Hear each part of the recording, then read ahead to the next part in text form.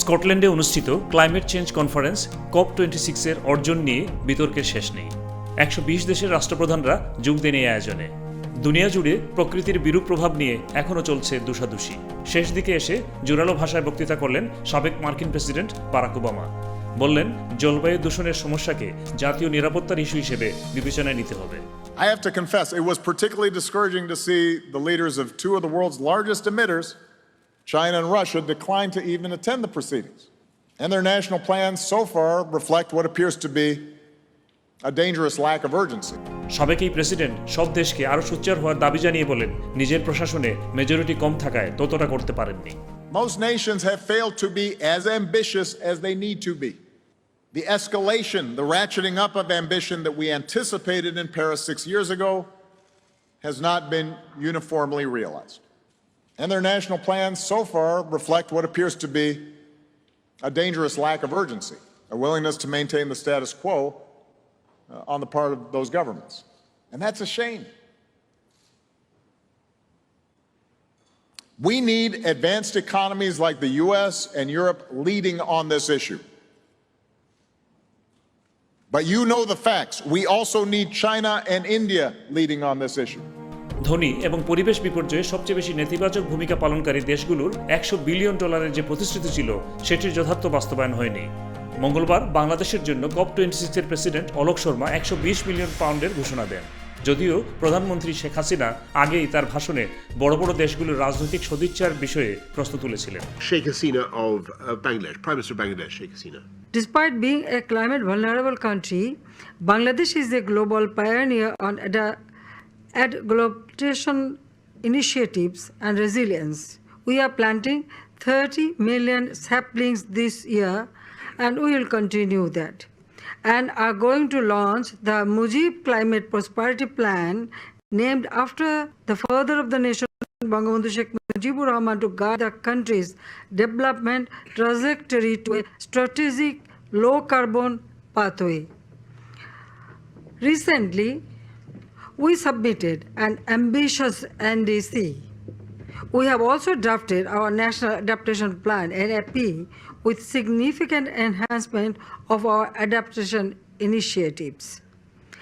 As the president of the CBF and the host of the South Asian Office of Global Center on Adaptation, we are promoting locally led adaptation in different countries of the world.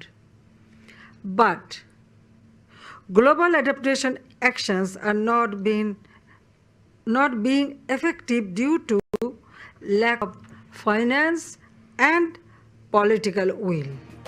এদিকে আগামী 2040 সালের মধ্যে petrol এবং diesel engine ব্যবহার থেকে বেরিয়ে আসার নীতিগত বাধ্যবাধকতা থাকলেও চীন এবং ভারতের মতো গুরুত্বপূর্ণ দেশগুলো এই চুক্তিতে স্বাক্ষর করেনি। অন্যদিকে বাংলাদেশের মতো উন্নয়নশীল এবং মাদাগাস্কার মতো দরিদ্র দেশগুলোর সহায়তা আরও বাড়াতে দাবি জোরালো হচ্ছে। বাংলাদেশটা ক্লাইমেট চেঞ্জের একদম ভিকটিমদের মধ্যে একটা প্রধান ভিকটিম, এবং আমাদের যে কোস্টাল এরিয়া যেটা আছে চট্টগ্রাম, তারপর সুন্দরবন এলাকা দিয়ে, এটা আমরা খুবই বিপদে আছি যে আমাদের জলোচ্ছ্বাস হয়, সাইক্লোন, বন্যা এগুলো হয়, এতে আমাদের, আর তারপর আমাদের বনাঞ্চল নষ্ট হয়ে বেশ ক্ষতিগ্রস্ত হয়েছে বিগত কয়েক দশক ধরে। অবশ্য ব্রিটিশ প্রধানমন্ত্রী বরিস জনসন সম্মেলনে প্রত্যাশা পূরণে কাজ করছেন বলে জানিয়েছেন। The COP26 summit here in Glasgow is not going to fix it in one go. We're not going to arrest climate change right here, right now. That is just impossible. And I think everybody has got to be realistic about that. But there is the possibility that we will come away from this with the first genuine roadmap for a solution to anthropogenic climate change. আয়োজক দেশ হিসেবে 7 পৃষ্ঠার একটি খসড়া প্রতিবেদন উপস্থাপন করেছে Britain. প্রস্তাবে কয়লা এবং জীবাশ্ম জ্বালানি ব্যবহার বন্ধে একমত হলেও তার কোনো সময়সীমা বেঁধে দেওয়া হয়নি। ওজোন স্তরের তাপমাত্রা 1.5 ডিগ্রি সেলসিয়াসে নামিয়ে আনতে একমত হলেও কোনো দেশই সেই লক্ষ্যমাত্রায় পৌঁছতে পারেনি। এই খসড়া প্রস্তাবের সমালোচনা করেছেন পরিবেশবাদীরা। The words are almost meek and mild in many places, and I think, the world is on fire. I mean, we've seen the Australian wildfires, we've seen, koalas being burnt alive. We need to make sure that we've got power and proactive commitments on the table. It needs to be really clear. There's no room for ambiguities and fudges. I see in this latest text there's a lot of urging and calling for that kind of soft language, and it'll need to be sharpened up. Otherwise, it will be very difficult to claim that this summit has succeeded. যার ফলে এভাবে বরফের হিমবাহ গলে পড়া কিংবা সমুদ্রপৃষ্ঠের উচ্চতা বৃদ্ধি ঠেকাতে পারবে কিনা COP26 এর এই সম্মেলন। আমাদের একটা ভয় ছিল যে আদৌ কিছু হবে কিনা, কিন্তু তারপর আমরা দেখছি যে বেশ কয়েকটি দেশ এসছে, মোটামুটি সব দেশ এসছে, একমাত্র চীন আর রাশিয়া ছাড়া। আসলে তারা ভালো হতো। তারপর যেই এমিশনসের ব্যাপারে কত পার্সেন্ট কত বছরের মধ্যে কমাবে, কোন কোন দেশ রাজি হয়েছে বা কোন কোন দেশ 2050 সালের মধ্যে রাজি হয়েছে, ভারত যেমন 2070 সালের কথা বলছে, 70 সালটা একটু দূরে, তারপরেও আমরা ধরে নিচ্ছি যে এবার যেই একটা ইউনিফাইড এফোর্ট, যেটা আমি বলবো যে তারা এই COP26-এ দেখিয়েছে, এটা আশাব্যঞ্জক। আমাদের পরের প্রজন্মের জন্য, তার পরের প্রজন্মের জন্য আমরা কি পৃথিবী রেখে যাচ্ছি।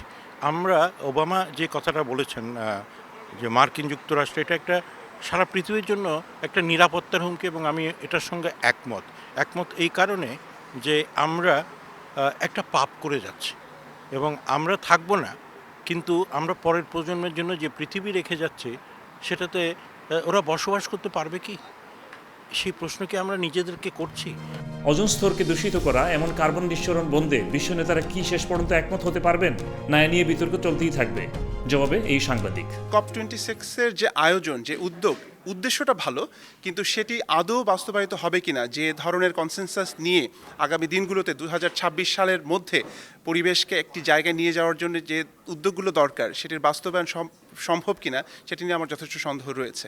কেননা পৃথিবীর ক্ষমতাসীন দেশগুলো এই ধরনের প্ল্যাটফর্মে এসে এক ধরনের পারফরমেন্স এবং এক ধরনের রেটরিক তৈরি করতে চায়, কিন্তু বাস্তবে ইমপ্লিমেন্টেশনটা কি হবে সেটি আসলে সময় বলে দেবে। আমি খুব একটা আশাবাদী নই।